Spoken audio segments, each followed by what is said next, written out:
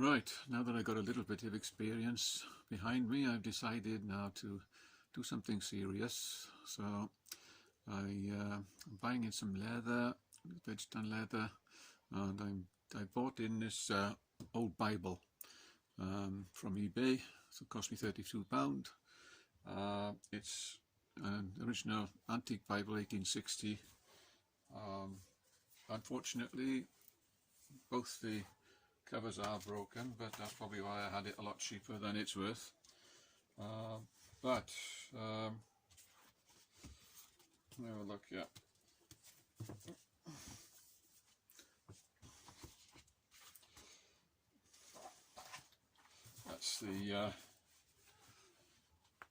That's the first page, printed 1860, perfect condition apart from the covers. I like the gold on the outside of the pages, the gold leaf looks very nice. So that's what I'm going to do. That's my next project. So first of all, I'm going to need to fix this cover back up really before I start, and then I'm going to cover this. Put it by here so you can see it. So I'm going to cover all this now with the leather. I'm going to do some carving on it. When I normally think of a project, I like to get it done on the computer so that I know exactly what it's going to look like, up to a point of course, and exactly what the measurements are and where everything's laid out. So that's how I like to do it. And this here now is one of my designs that I'm doing at the moment for the Bible, and that shows me where everything goes. And in fact, this is the original. This is the original design I did. As you can see, I've got all the measurements on this one, but I have changed the design. I've been thinking about it, waiting for materials to come in, and I've changed it to this one. This one didn't need all the measurements on it now because I can refer to the other one because the measurements are all the same. But I've just definitely changed the layout and the pattern that's going on there. So, and then of course I print out full size versions of what I want. This is going on the Bible and that's going on the back. And I'll start now and carry on and see where we go from there. Of course, everything that I do is just hand done. I'm not a fan of perfection. I like things to look handmade, and it does make it a lot easier on me then because I don't need to be too perfect. I wouldn't recommend personally going down the perfection trail because I think people get disheartened because you've got to be a real craftsman to do something really perfect, and the last thing I would want is something that I've done looking like it's come off a factory production line. That's not the object of craft. The object of craft, in my opinion, is to show that it's been handmade, but hopefully well handmade, but not too well, so that you can't even notice it. Right now, one of the reasons that I'm doing this Bible really is I like to do things that are a little bit different to normal. I'm not really the key fob guy. I would describe myself more as Game of Thrones, even if I don't look it. Up here, if we like, and I'd love to do a Game of Thrones set of armor or something, but obviously I'm never going to be able to do anything like that. But it's something that interests me, and where I'm making this video showing myself doing this Bible, I'm not expecting wonders because it's only my third attempt at leathercraft, and I've probably bitten off a bit more than I can chew really, because I'm not really up to the standard required for this sort of thing, I don't suppose. But on the other hand, I've always been the type of person who sort of wants to run before he walks, and I can't just go through everybody else, being sensible like everyone, and learn the trade as I go along. Because it's just a bit of a hobby for me at the moment when the snow is on the ground, and I'm in lockdown. I don't want to try teaching anybody anything because I can't teach anybody. I'm not good enough for that. I'm doing this project to show people that they can do it. You know, you don't have to be, you know, professional. You don't have to have 3 or 4 years under your belt before you can do something. If you stick at it, take a lot longer time. I can take a lot longer than most people because I'm lucky. I'm not in it for the money, because I don't make any money out of this sort of thing. It only costs me money, but it doesn't bother me. I'm in it just for the pleasure, and like I said, you know, everybody can have a go. If you want to have a go, something, have a go. It's not just leathercraft, anything you like. If you're interested in it, have a go. You don't have to be professional, because I'm certainly not. And this Bible, when it's finished, is not going to be professional. I'm going to have mistakes and things like that. But to me, that's all that matters. Is it good enough for me? And if I enjoy it and if I like it, that's all that really matters, and that's all that matters for you. So like I said, I'm not trying to teach anybody, just doing this so that it can show me, I can show how I'm doing things, and you can see me making my mistakes as well, because I won't be cutting them out. So right, I've received my leather that I bought from Amazon. It's a week late, but I can put up with that. It's actually imported from the US, and here it is, and I'm really pleased with it. It's works out at 12.5 square foot, and it's a double shoulder. It's supposedly 4 to 5 ounce, but actually, yeah, I think it's a bit more than that, because it comes out at 2.5 millimeters pretty much all over. Slightly less here and there, but more or less 2.5 millimeters. 12.5 square foot.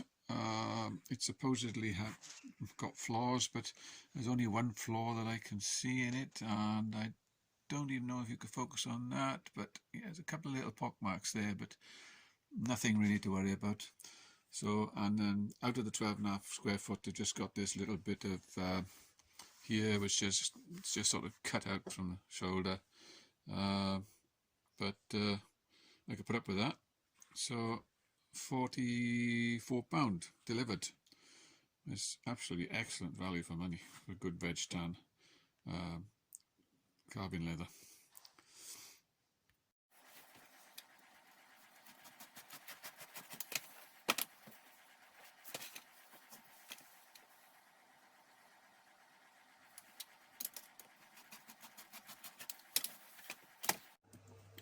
Right, just to show the thickness of the leather on my vernier calipers, it's just pretty much 2.5 millimeters, and that's actually it really for the whole hide, which is just right for carving for me.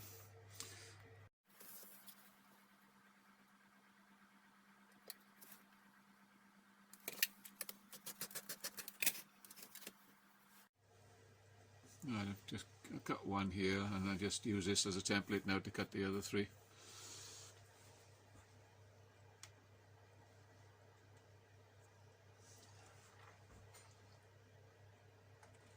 Just mark it with the stylus.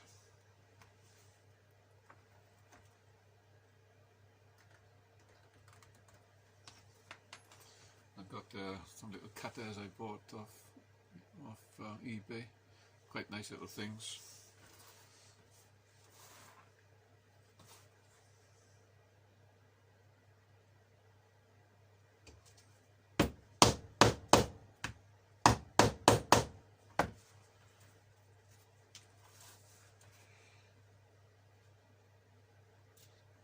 And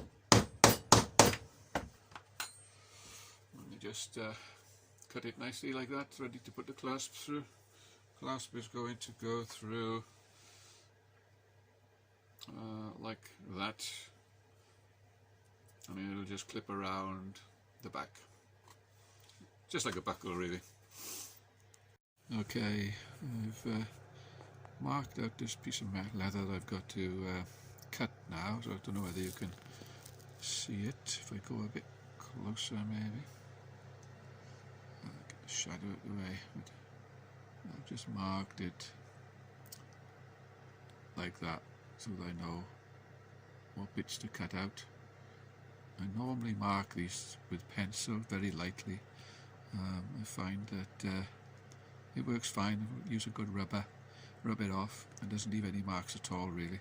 If it does leave anything at all, very slight imprint, and once you wet the leather ready for carving, anything will just disappear then. So that's how I do it, rather than using wing dividers and leaving an indentation in the leather. Okay, so here it is. I've cut it all out now.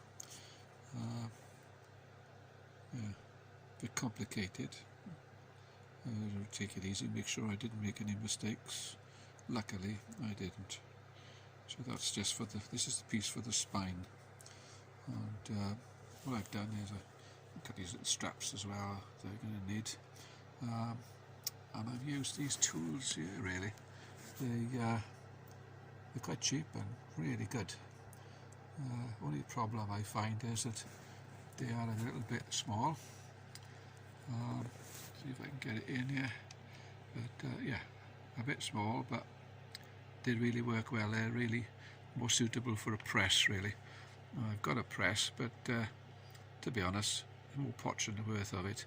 So I'd rather just hold it and unfortunately bash my fingers every now and again, but at least it gets the job done.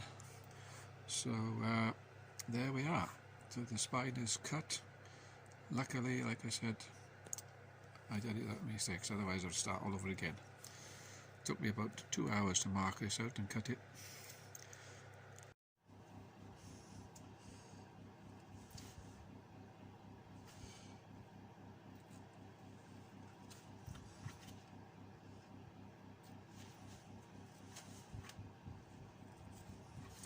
Here I'm just beveling all around the edges before I do anything else, and using this little beveler to do it with.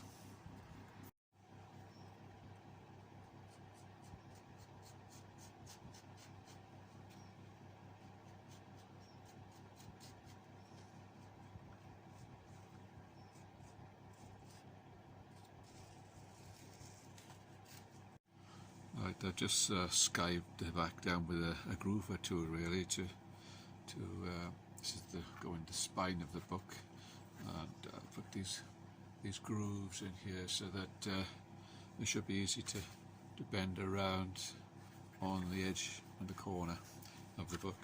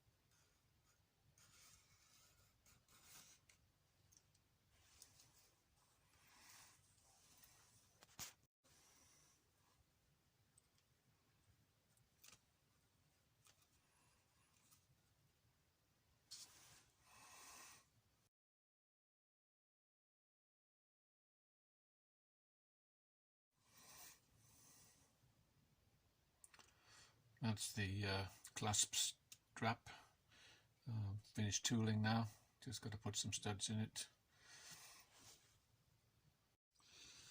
Now I've finished doing these straps, more or less. I've got all the stitch holes ready to be drilled out. The stamp holes, holes, just put studs in. And I'm also putting these little studs in. Hardly see them on there really. But these are going to go into here, like so. And I'll be putting some of these in, but I'm going to put some leather backing on these. Just I got some nice out of my scrap bag that I bought.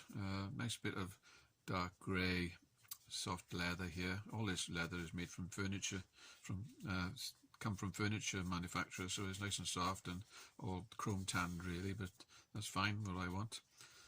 So before I put this on the back, I want to put these little studs in here, not the big ones but the small ones, because I don't want to see these staple type things, ends poking through here. It's not gonna, it'll look a bit unsightly, but the other studs are going to be fine because they're they're going to be round like that. So yeah, I think so far so good.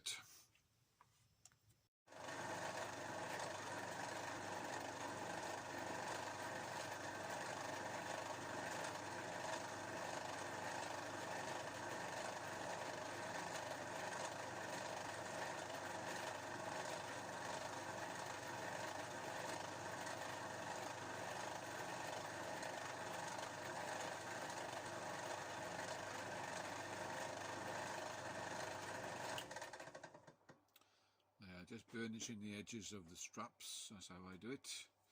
Don't know if you can see that or not, but it looks fine, previous to dyeing. Right, I'm just trimming off the backing leather now, off these straps. That's all it takes, and it makes a nice neat job of it.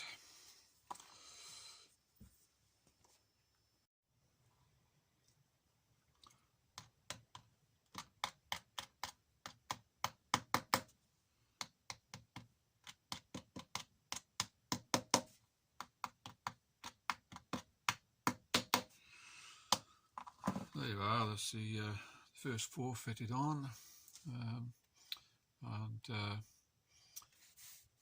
I'll carry on with the rest now. I'm just gluing these on with all general purpose contact adhesive. I don't use anything specialised for leather. I don't think there's any point. This stuff works fine, and it's only really glued on here just to hold it in position ready for me to stitch it. It's the only reason I'm gluing them, as most people do. So nearly finished with these now, and once I've glued these on, I can start drilling the holes for these straps all around the stitch holes, and then I'll be ready for stitching then. Apart from, of course, I've got to dye the whole thing before I start stitching, and stitching is the last job for me.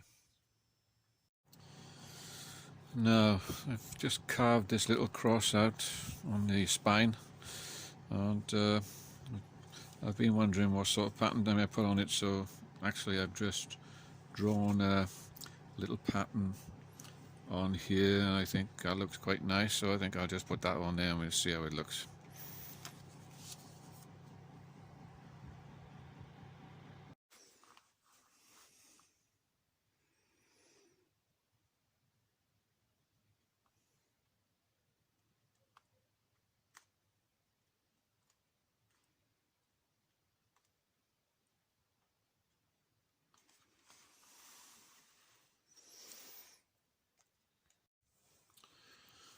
Well, there it is. See if I can focus it on here for you.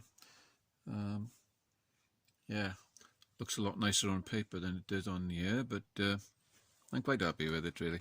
I'm going to be putting these little brass studs in here, which will brighten it up a bit, and all in all I think it'll look okay. I just got to bevel the edges around now. make it stand out a bit better. I'm beveling it. I'm not using a piece of marble like most people do, because I've got a 1-inch thick steel bench here, so I don't think I need any marble. So that's the beveling nearly finished. Okay, so that's my little cross stand. Finished the beveling. Don't look too bad. All blend in nice when it's finished. Okay, so I finished stamping and carving the spine. This is what it looks like. I think it's pretty much finished now, as far as I'm concerned. It's going to be stitched top and bottom, and these straps going across here are going to be studded and stitched, as well as dyed, of course. Yeah, one of the things I love about leathercraft really is that you can just make your own tools and create patterns that are your own, and nobody else can do exactly the same pattern as you. So I'm sure most people who do leatherwork do like that aspect, you know. So what I've done here is these patterns here that you can see, as well as this blanked out area, background as they call it. I've made my own tool for that, for one of them anyway, and this is the tool I've made. I've made it out of a bolt, and I've done out of the top out of the bolt head, and I've just done it like that. Just shaped it on the grinder roughly, and I didn't want anything too regimented. I got one flat edge so that I can you know, go around lines, and I've just drilled it really. Just started it off with a drill. Didn't drill too much, just enough to just give a little hole, shall we say, in the bolt, and that tool has done all this backgrounding here, and of course it's also done this borders here. If I only just do once all the way along, just sort of stamp it all the way along like that, get quite a nice pattern out of it. And like I say, it's nice to know that nobody else can replicate that. Now, I find myself in a strange situation at the moment, because normally on a project you either want the leather to be stiff or you want it to be supple, according to what you're making, I suppose. So what I've got here really with this Bible is that I want the covers themselves to be stiff, but of course the spine has to be supple in order to flex back and forth. So the spine being this. So what I do to soften my leather is I just bend it a little bit and just roll it back and forth in my hands like this, and you just keep moving it, keep rolling it, not too fiercely. Just, you know, you can go say both ways really. You roll it that way, roll it lengthwise like this as well. Just keep rolling it slowly, and it doesn't take long, a couple of minutes, and it's finished. This piece this size, and you know, what you get then in the end is a nice soft leather. You don't need to put any chemicals on it, any softeners or anything like that.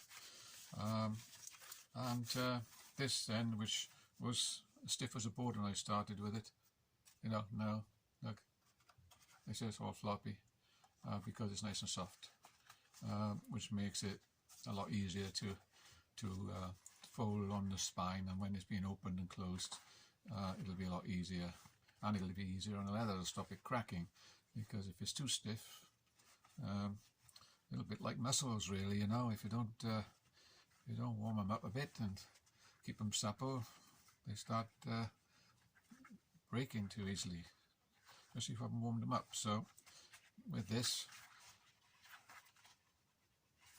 it should be okay. So part of the Bible is soft and part of it is stiff. Right, now there's one thing that I have come to notice, and that's with this tool that I've made to do the background work. It's very tight to get, a bit difficult to get into tight corners. So what I've done is I've made a small one, just made it out of a nail, That's all I need. And then that is the same sort of pattern as that, if you can see it, but whereas this has got multiple drill holes in it, this one's just got one drill hole in it, and that's small enough. Then it matches up with this pattern, and it's just small enough to get into little tight corners and blend in, which I can't get into with this big one. Now here we have a good example of why I need this smaller tool, because I'm doing the background started off on here now, and as you can see by here, if I can get it in for you, this little area here I couldn't do with the big tool because I just couldn't get in there, so this little one will be handy for that.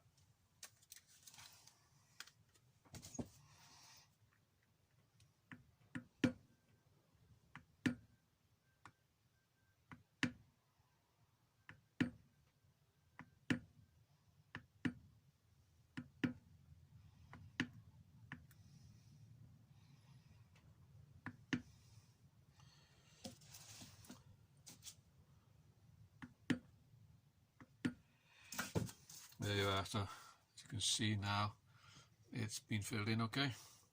It does the job just right. Right, what I've done here now is I've finished the spine, and what I thought I'd do is I just temporarily bolted it together through what we're going to be, these holes will be having studs in them eventually, but I've just drilled a couple of holes where the studs are going to go, and I've got it here now. This is the actual cover, and I've done that so that I can actually put it on the Bible like I did do, and it sort of goes on like that, and it all fits very nice, and that's a bit of a relief. I didn't want to do any more work just to find out it didn't quite fit properly, so that's what I've done really. And as you can see on the back, I've taped up the back of this leather now because it's going to have quite a bit of tooling done to it, and it'll probably stretch, so these bigger pieces definitely need taping up. So there you are, some tape on the back, and we see how we go now.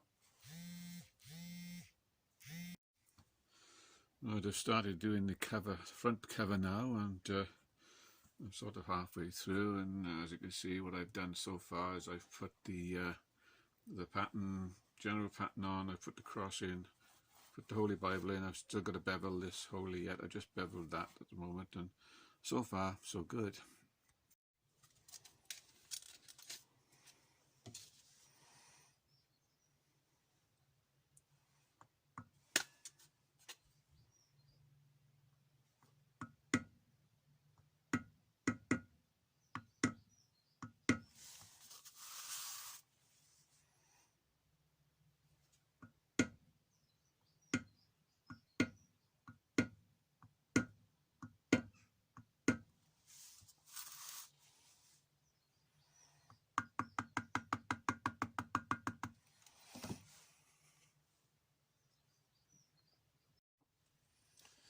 Right, you'll notice when I'm using this stamp that I've made for the background, I do it in a haphazard way, one there, all over the place. I don't do anything, I don't want to create any lines, and I want it to look as even as possible, so I'm stamping here, there and everywhere, and I'm also twirling it in my fingers like that, so that every time I hit it, I twirl it a bit, like that, and that way we get a nice even texture. And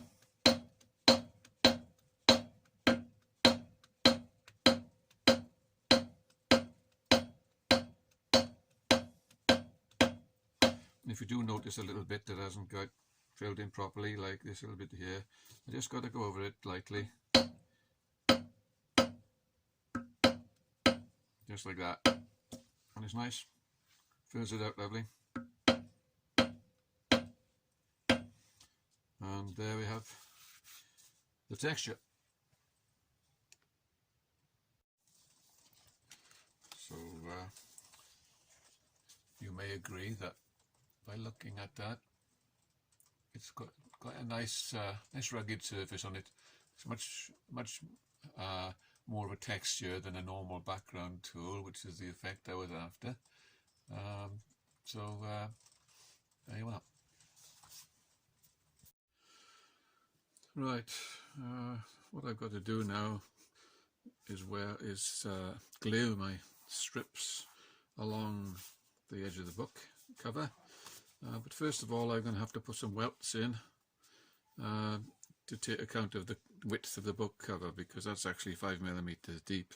So I'll need to put a welt in here first and then glue my strips on later, bringing it up higher and like that, and then it'll the original book cover should be able to slide into that prior to fixing.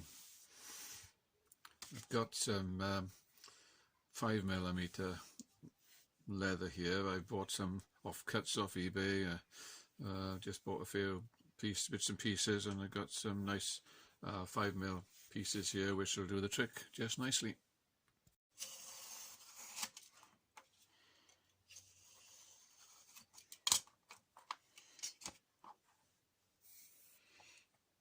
There's one strip.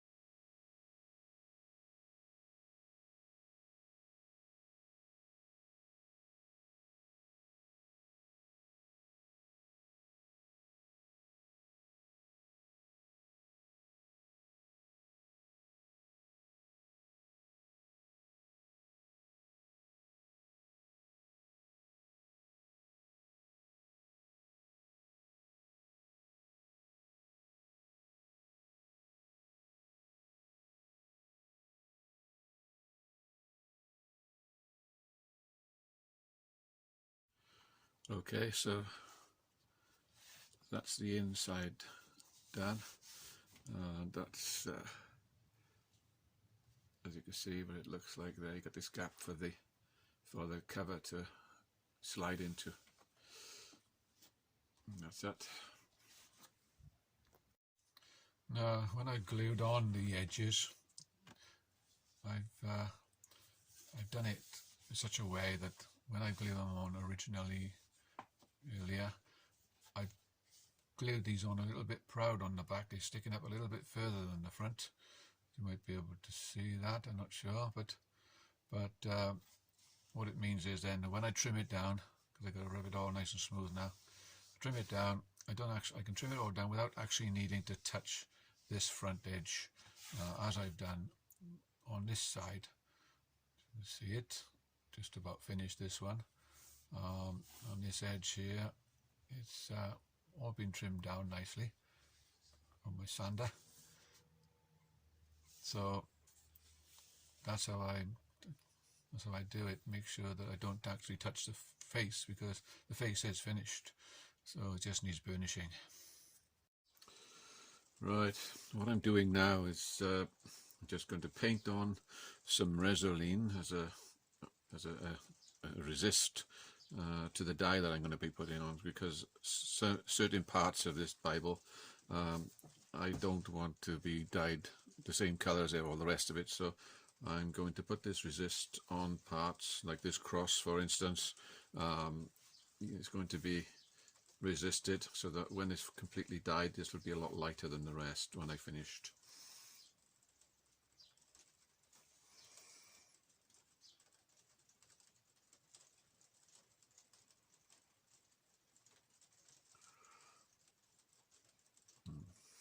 This actually is the first time that I've used this process. I've seen plenty of videos on YouTube about it, so I've decided to try it myself. I have had a little practice on a bit of scrap stuff just to make sure that I'm doing it right.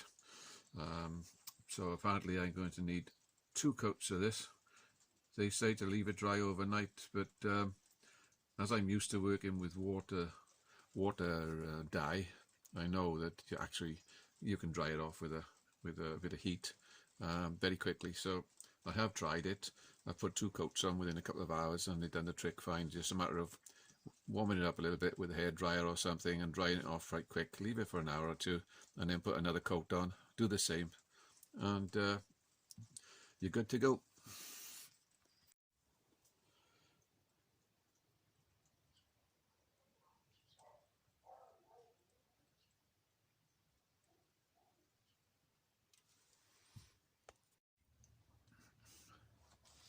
Okay, there it is. It's all bolted up now, and that's pretty much what it looks like, really. Don't know if you could put that up there a bit, that's better. So yeah, so that's it, the basic cover. It's going to go on to the Bible cover. So onward and upward.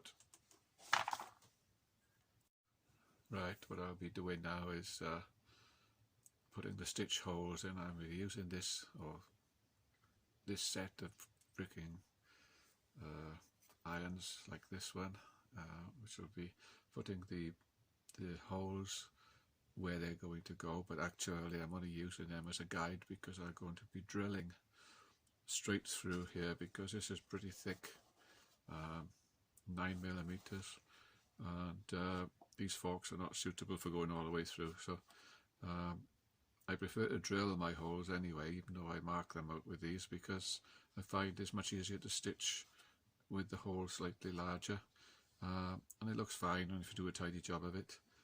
So I'll be drilling all these. Quite a laborious job, but you know, that's what we're in this craft for. If you want to do everything, if you don't want to do anything, might just well go and buy yourself a cover, isn't it? You know, so it's all part of the craft, really. So I enjoy doing all this sort of stuff.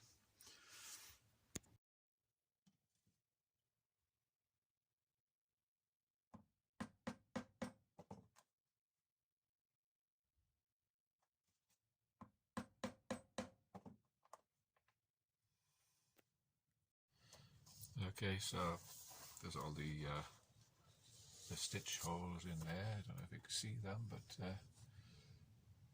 they're all ready to be drilled. And what I'm going to do now is take this spine back off here because I need to put stitch holes all around these because I'm going to stitch them all in, all these little spigots here. So okay, so here are the holes drilled, as you can see. What I've done is I've drilled a 2mm hole, which is just right for the 1mm thread, as 2 have to go through each hole, and you can't see any of the holes once it's all stitched. So these 2mm holes makes it much easier to stitch. Now I realised, looking back through from some of the videos I've made so far, that every now and again you get these little horizontal lines running through the like interference lines on the screen. So I've sort of narrowed it down to this light that I'm using. If I put the light on, now you can see these little lines running through there. Put the light off. It's okay on one. On the other setting, it's net. So I'll have to apologise for that. Can't redo the videos, unfortunately, so I'll try and make sure that I don't get any more lines like that in the future.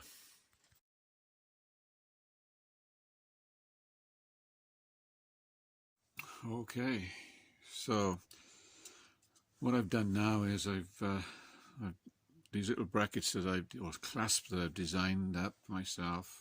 I've made the first one, just a matter of cutting the shape, drilling some holes, filing down, blah blah blah, but this is it. What I've done really is I designed these clasps pretty much around the bits of scrap that I've got, to be honest. So this is like one of the pieces I've got, and this is what I've marked out off the one I've done, to make sure they're all exactly the same. I've got a few other pieces of brass here. They're all 2mm thick, and this is what's going to make the clasps.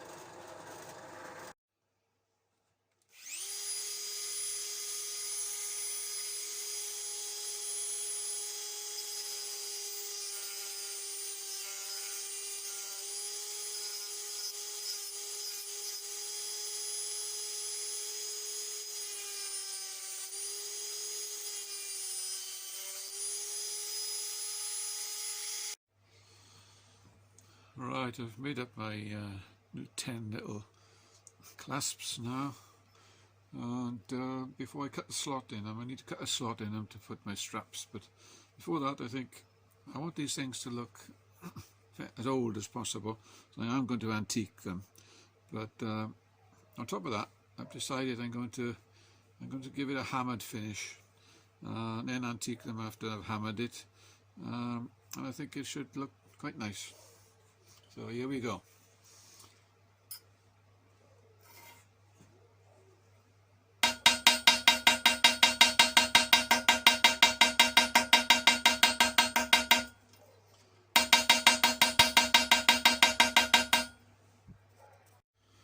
Okay, so that is the hammered finish that I require. I don't know how well it's going to show up on this phone, but anyway, I get it in focus there. Quite a nice finish, I think. Now, what I've done with regard to making these clasps, I wanted to make something that looked as old as possible. I didn't want anything modern on it. So what I come up with really, that I thought of is I bought a few of these little D-ring clamps, swivel clamps, brass plated anyway, and I've antiqued them, and bought some cheap chain, and antiqued that as well, and made a little pin affair to go in the thing. And what I've done is I've stripped off the D ring off here, and the little washer thing that goes above the olive, and what you're left with in fact is this then without the D on it. So what I've done is I've drilled a hole into that. I don't know if you can see it, just about there, isn't it? Drilled a hole in it, so that this will go onto one part of the clamp, the other part will go over the top, and then this then will just push into there, and it'll all be locked, and that is the theory. So we'll see what the practice looks like after I fixed it.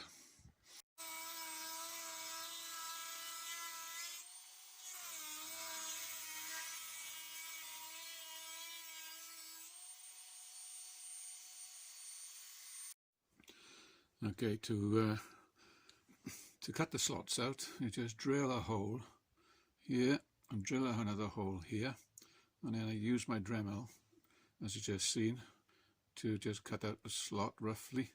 And now the rest of it is filing. You need to put this in a vise and file it until it's quite a nice slot, like I don't know, let me have a look. There's one I've done it earlier. I haven't trimmed it off properly yet, but it's filed down now roughly to what I want. And I've got to do a little bit more filing and edging off just to bevel the edges a bit. And they'll be nice for putting my straps through. Now, I'm going to want to sort of antique this brass a bit because I don't want it all nice and shiny because it's got to look old. So what I've done actually is I've made this little antiquing box out of an old screw box, and let me show you here. Yeah, basically you I made a couple of little trays like that out of a little bit of expanded aluminium mesh, a little wooden frame on it, and then I got some white distilled vinegar in the bottom with a little bit of salt, a couple of teaspoonfuls, and that's enough. I can put all my little bits of pieces on here and leave them in there for a couple of hours. Well, overnight actually I've been leaving these, and put the lid on, stop the fumes coming out, and just leave it in there overnight, and the next day is not too bad.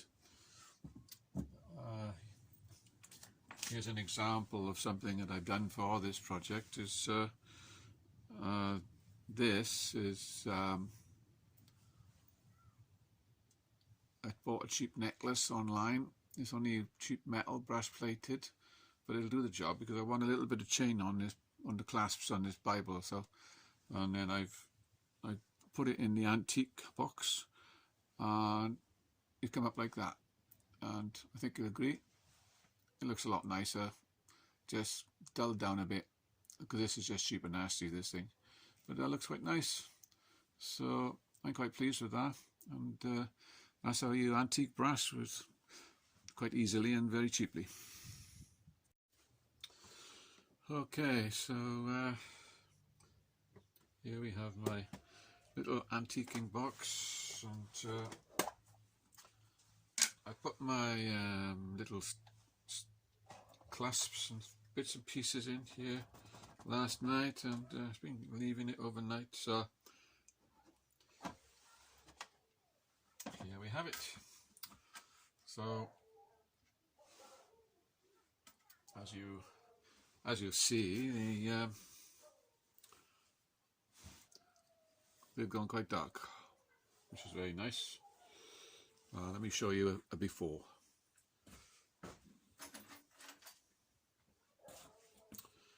Alright, this is one I cocked up earlier. As you can see, that's the original colour, and now I've antiqued it. It's just nice, considerably darker. And what I'll do now is I'll just take a Scotch cloth, which is one of these, and I'll just give it a little bit of a rub over the highlights, or the high areas, sorry, and then it'll highlight a little bit of brass on there, but not too much. Okay, so yeah, I've got the clasps out of the antiquing box now, so this is pretty much what it looks like. Got a bit of a patina on it now. So what you need to do is still have a bit of a surface on it, really. So you need to just give it a bit of a quick rub over. So what I've got a flat bit of metal like that, and a Scotch pad. Just put your metal into there like so, and then just rub the flat part. I'll put this down a bit for you. Just rub the flat part over there gently, just to take up the highlights.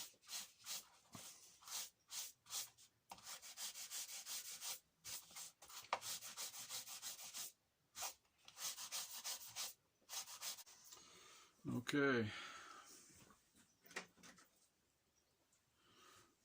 so that's the difference now. This is the other one I've done, just taken out. I haven't done that yet, and this is the one I've just done. and as you can see, it's still got nice patina on it, this one, but not as bad as this. I wouldn't want it this bad, but this, nice.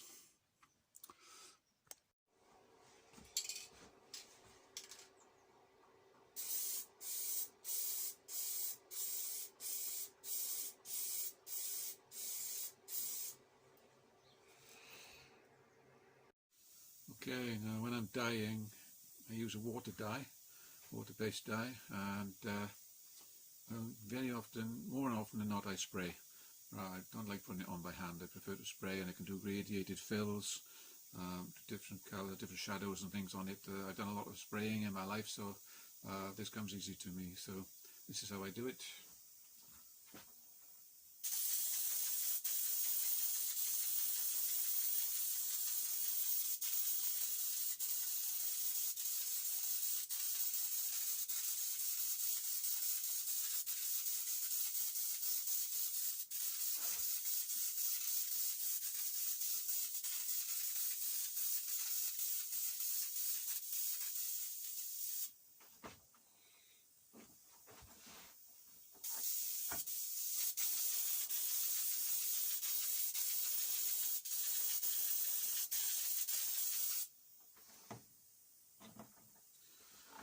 In order to get the right translucency to the brown, so I don't want it too thick, I don't want it too thin. So you've just got to spray light coats on until you get the look that you want. And if you're using the resist, as I am at the moment, I've got to wipe off this cross now before it goes off too quickly. So wiping it off like so, and as you can see, it comes off really easy. As you can see now, it's being cleaned off. First coat the brown, much too light at the moment, but keep persevering. But it's a bit laborious wiping this off every time you put a coat on, but that's what you've got to do if you want to get the right effect. So I've already done the spine as it happens, so this is the spine that I've done, and I'm happy with the colour on that, because I still got other shadowing and things put on it. This is just the basic colour. And this is where I put the resist on and wiped it off, so not looking too bad really. Right, I don't know if you'll be able to pick this up really, but on the camera. But what I've done is that I've sprayed a few more coats onto this back end, or spine end here, which gives it a sort of subtle shadowing, make it look a little bit older, because the whole point of this book is supposed to look old but not decrepit. So I've got to do a lot of aging process into it.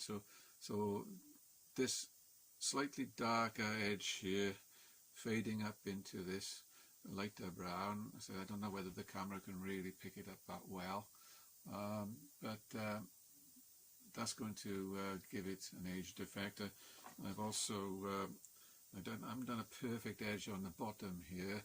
Like on the top it's nice and square, but on the bottom just a little bit not quite there, you know. It's the thing is with age, you know, it's nothing unless it's actually been damaged. Something that aged is something you don't really see. It's just individual parts of it. It just looks old in general, and this little bit of wear I put on here is so that if it's been sitting on a bookcase at some point for a long time, you will have a bit of wear on it. So just a little bit, nothing special, here and there, and I will be putting an antique sort of finish over the top of this as well, and hopefully kind of take this contrast down. It's much too bright at the moment, but hopefully once I put the antiquing gel on there, or whatever it is, I want that to be a sort of a brownish, but not too dark, not too bright, not too dark. So there you are. We'll carry on. Right, what I'm doing now is just spraying around the edges to give it a bit more patina. Like I've already done this one. I don't know if you can focus on that, but all down to making it look a little bit older.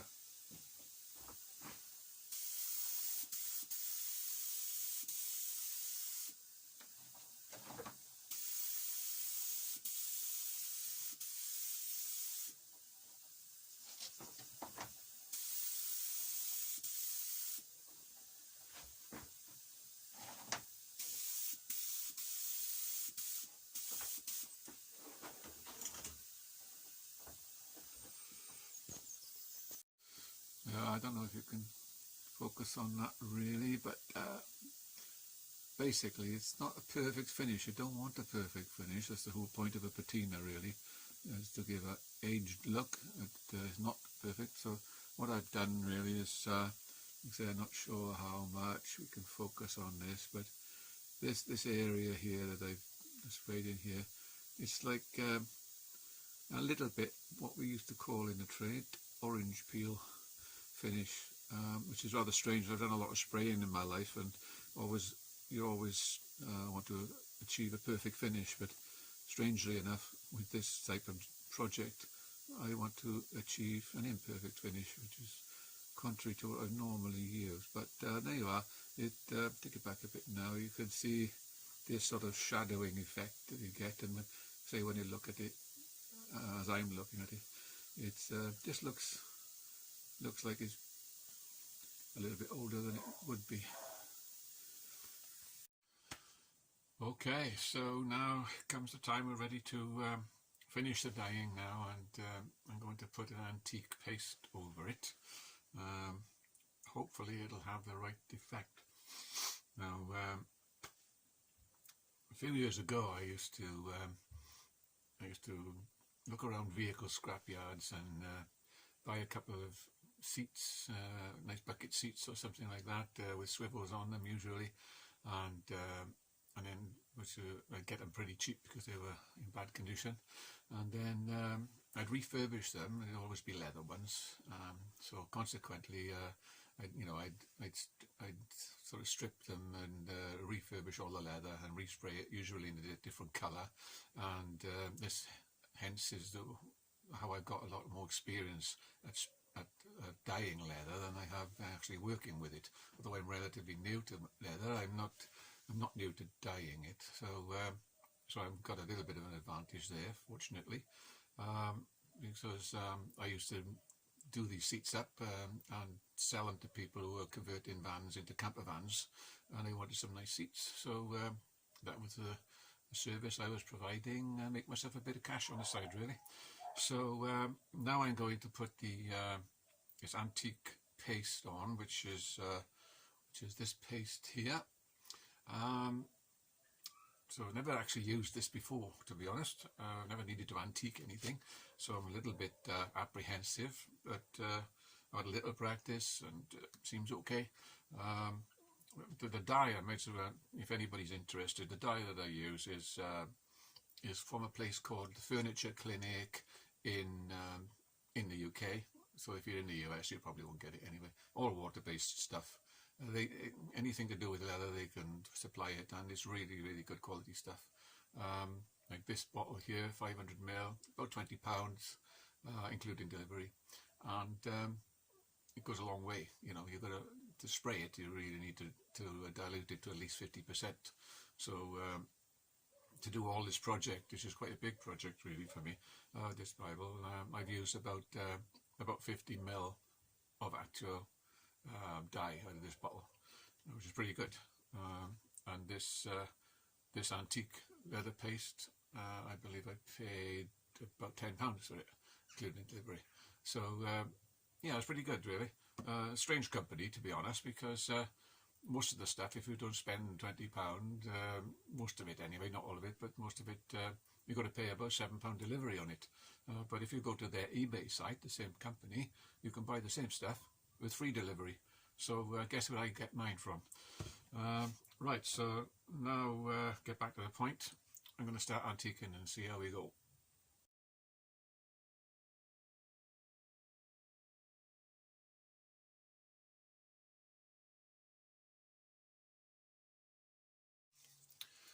Okay, so we'll just make a start and see what happens.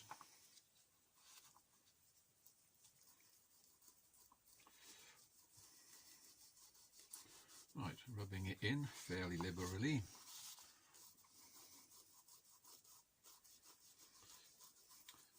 Making sure I'm getting all this down into all the little crevices, show all my mistakes.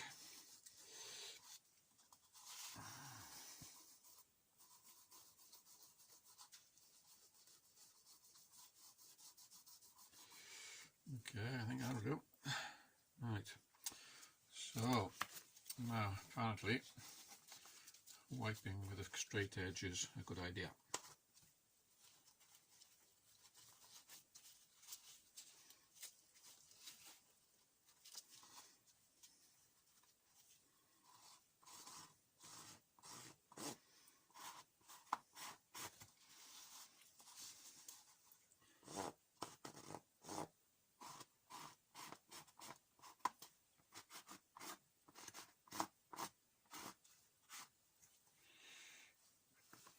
Okay.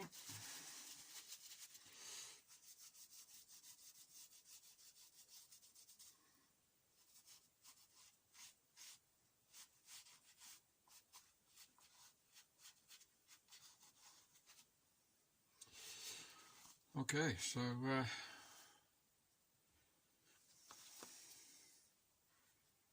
yeah, I think it's a nice difference.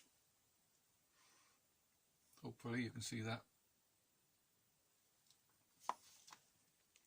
Well, time has come now to start stitching up. Finished everything else off.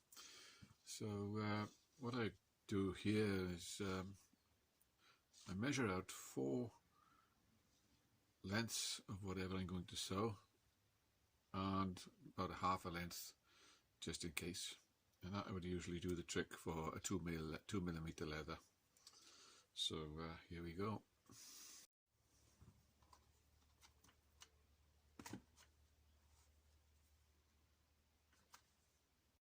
There you are. So I've just stitched all this up now. I've just done my last stitch, and all I got to do now is just tie it up around the back, and that's how much thread I've got left, which is just right really for making sure that by the time I tie it up now,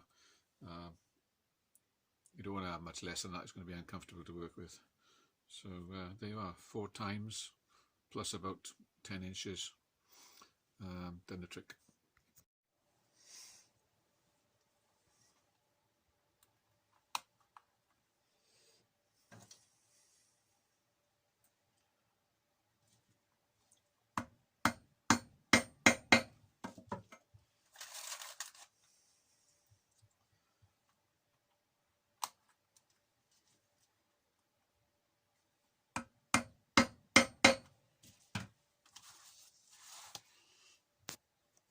Okay, so now I've attached the spine by way of studs, and I'm now going to do the stitching from one corner all the way around to the other corner, at which point I'll be stopping, and then I'll do the same going from top to the bottom, and then from the other corner around to the other corner, and then all this outside stitching will be finished. Now I've decided now that I've stitched this spine up here, you can see it, but all in all it looks pretty messy, doesn't it? I've really cocked up here, so I've decided now that, you know, the difficulty is because I've got all these weird shapes here, there's just not enough to get proper stitching in. The stitching would have to be a lot smaller, and of course it wouldn't match the rest then. So because the stitches are so large on a saddle stitch, there's not enough room here to get the shape in properly, so it just looks like a mess. So what I've decided to do now, unfortunately, is I'm going to strip all this stitching back off. I think it'll look fine with just the holes in. There'll still be a nice pattern with the holes, and the holes are okay, I think. So if it looks okay with the holes, I'll just leave it like that. But if it's not, unfortunately, I'm going to have to strip this spine off and redo it. So we'll see how it goes.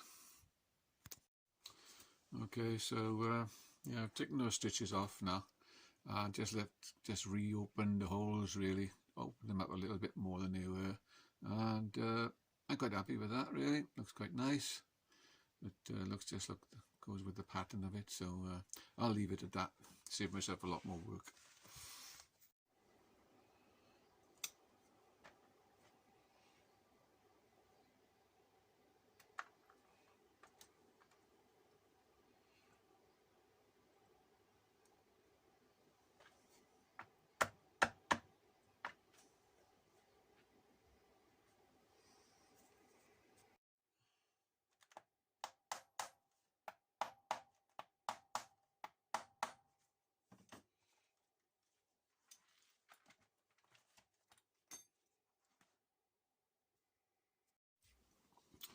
Now, when you're stitching something as thick as this is 9mm wide, really you need to, well, I have to anyway, I have to use the pliers every time, because I don't know whether it's my old fingers or whether this is normal, but personally I can't get this through unless I pull it through with the pliers every time. So a little bit more laborious than normal, but all part of the job, I suppose. One stitch at a time. Okay, so I've finished stitching this cover now along the top. Of course, I'm going to have a corner cover on there and a corner cover on there, or protector I should say. So that's why I'm going to the corners, because I got corner protectors on the 4 corners. And I actually did, because I got a 5mm welt in here, I actually measured out 5 times the length plus about 15 inches. And as you can see, there's not an awful lot left. I could have done it with an extra 5 inches really, so maybe 5 times plus 20 inches would have been nicer, but you know, I've still managed it. It's done. This is the last stitch, it's just done, so all I got to do now is use these to tie it up, and that's not too bad. It's just reasonably easy way to measure and fairly accurate.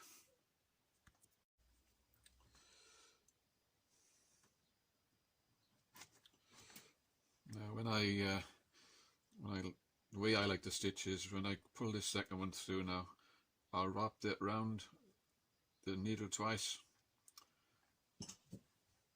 through the loop, round the needle twice, which will lock this stitch in a knot every time, so that if it ever gets damaged in the future and one of these stitches goes, it'll only be that stitch that goes, because all the rest are locked in.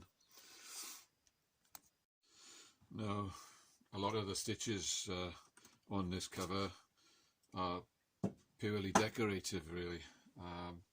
There's no real need for them apart from the aesthetic point of view. Personally, I love the look of a saddle stitch. I think, particularly with leather of course, it enhances it. So it's worth putting in the extra effort in order to make the thing look a lot nicer. So I'd like to put stitches in even if we don't really need them. In this case, of course, I do need them here, but there are parts on this cover that don't need stitching.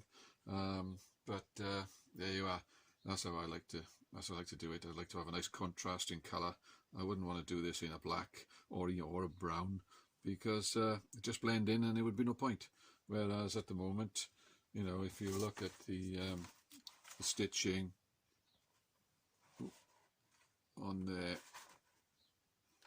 it is. I mean, you can see it just brings it out, doesn't it?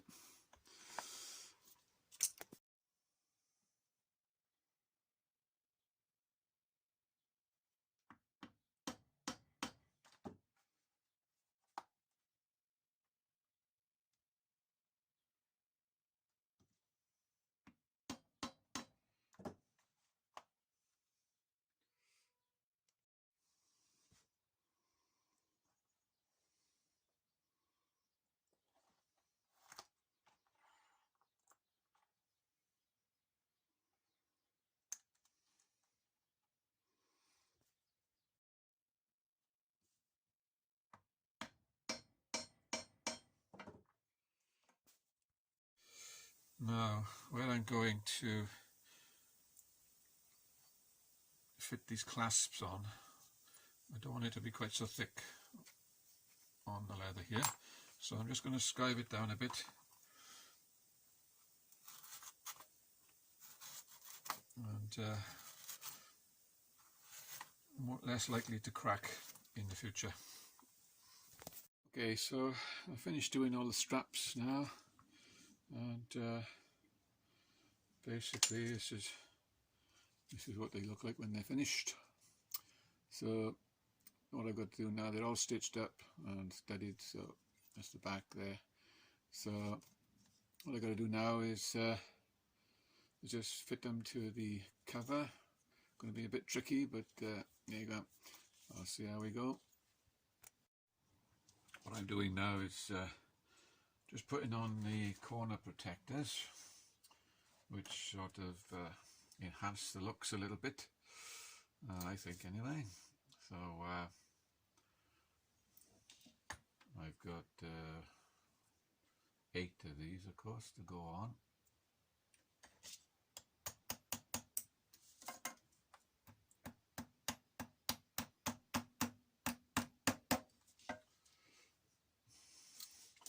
These tacks are very small, easier to put them on using the pliers like this. Start them off, saves a lot of messing about.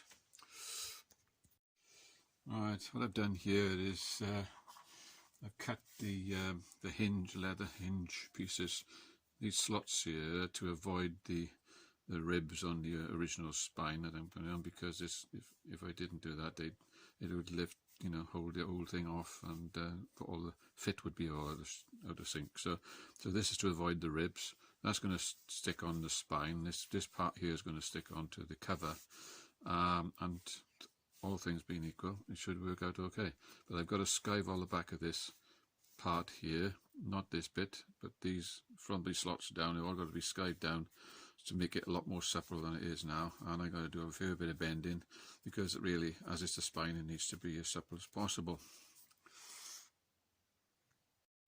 Okay, so what I'm doing now is I'm gluing the hinges onto the cover, and once I finish gluing these on, I'll then glue them onto the text block and hope for the best. This is what I'm doing here at the moment. As you can see, this is the hinge, and this is one I've just stuck on, and this one now is going to be stuck on here. What I've done is I put a bit of greaseproof paper on here so that I can actually line it up properly before I glue it, because once it's stuck with this stuff, it's on. So get it in position as good as I can, and then pull this back, pull the paper out of the way,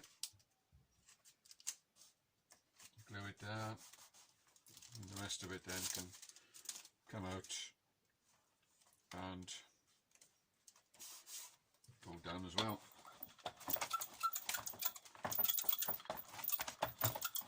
So theoretically now they're stuck. So next thing is put the text block on now, and I'm going to put this greaseproof paper on here now, and put this onto the text block, and then when it's on position I can pull this out of the spine, and then push the back on. It'll be like that. Push the back on, and it should be glued on. That's my hope anyway. Right, so I've glued the hinges on now. So far so good, but I've got to wait really overnight now for that glue to really go off before I can really test it. So meanwhile I've got to do the inside of the covers now. What I've done is I've cut a bit of cardboard out from the cardboard box I've got here. Cut a bit of cardboard out, and which will go on the inside of the cover, and then I've got some cloth here that I've got here, so I'm going to cover the cardboard in this cloth, glue it all in, and all things being equal, I think it should be finished. Okay, so I've got the cloth dropped on there now, and all I'll do now is just stretch it a little bit. The beauty of putting the double-sided tape on, you can lift it a bit and put it back down. That way you don't get any unsightly wrinkles, hopefully.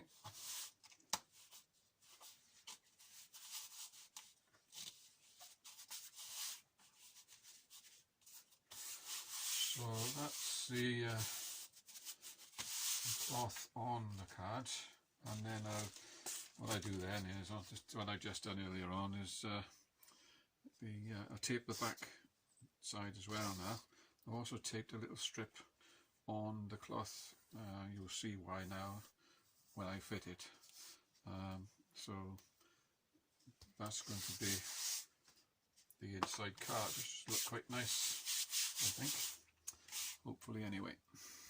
Right, what I'm doing now is I'm putting some double-sided tape on both sides of the card,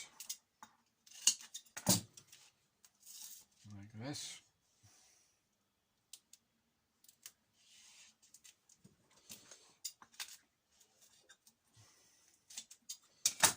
Putting the double-sided tape on, and I'll be putting the cloth on that side. Right, so all I've got now, we've got the cover here. I've put some double-sided tape on this joint because I want to tidy it up, and what I'm going to do then is put this protective sheet then, which I've got to cut it exactly the size you want, and that's going to go on there, and then it'll go down there and stick onto the double-sided tape and give it a nice neat joint, as opposed to the very unneat joint that we've got at the moment.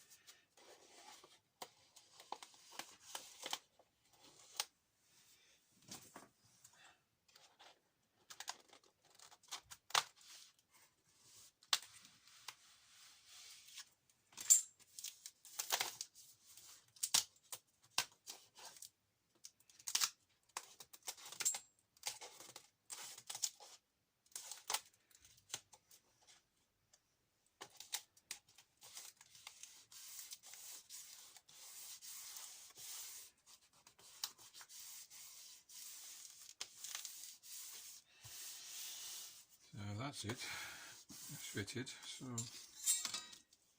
theoretically now that there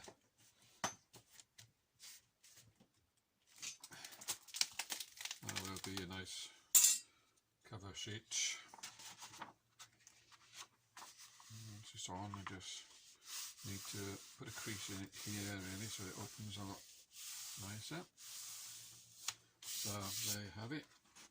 So there's a sheet which looks a lot neater than what it did. Not the most professional job in the world, but that's because I'm not the most professional man in the world. Okay, now I'm going to fit the card insert now into the cover here, and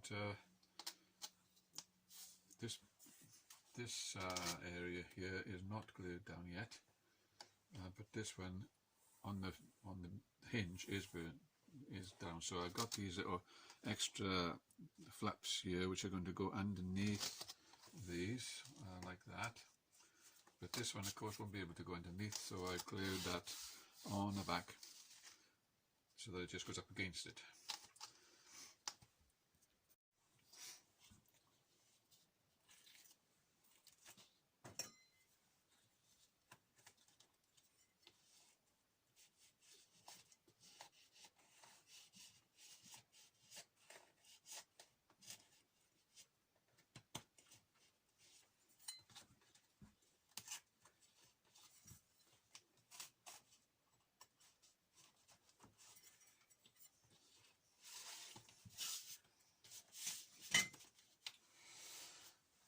Okay, so basically fitted. It just needs to be glued down now inside these edges, and it'll be finished. Oh, there you are. I think that's the inserts done. They don't look too bad. And my page. So yeah, I think as I can see, I think I'm actually done with this project now. So we'll see what it looks like when I put it all together now. Okay, it's all finished now, I believe. So this is what it looks like. Yeah, I'm very pleased with it. And a couple of things I did change. I changed these catches here because I did have like a little pin holder thing which went through a hole, but I just decided that that wasn't really, you know, just didn't look professional enough, and it didn't go in keeping with everything else. So I think these little things I've made, they just sort of slide on there, stop the catch from coming off. Just slide in, and so then it can it's nice and tight. And you know, I'd like the chain effect coming off it. So yeah, then again, this 1860 on here, I was hoping to do it by hand, but after several attempts I realised that I was never going to do it. So I ended up buying some cheap stamps and stamped it on. So didn't have any choice about that. And now this is the back of the Bible, of course. So just thought show you what that looks like. This is the front side, and of course we've already seen the back there. So all in all, yeah, I think I'm really pleased with that. So I know this is a bit of a Marmite Bible.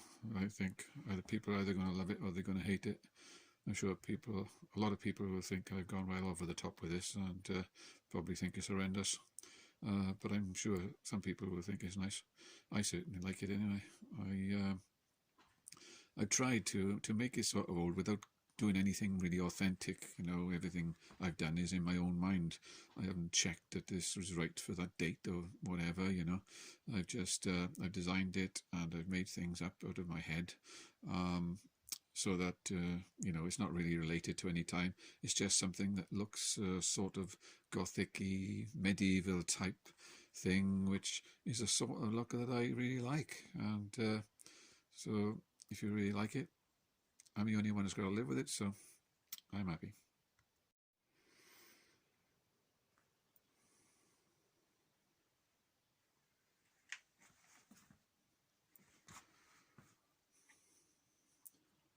Total cost of this, altogether, I worked out between buying the Bible and buying a few bits and pieces, bearing in mind I had an awful lot of the pieces anyway. I didn't have to buy any brass or anything like that. But it's cost me about £60, which is, I don't know what, something like about $70 US, something like that. So it's not dirt cheap, but on the other hand, for what it is, I think I got a bargain, yeah. Well, there it is. A nice big Bible. Not exactly the sort of thing you can carry around every day, but you know, it's only for sort of ornamental use, really. Anyway, it's all finished now, and so am I. So if you managed to get through the whole video, congratulations. I don't think many people will. But if you did enjoy the bits you looked at, great. I hope you did. So that's it for me. Over and out.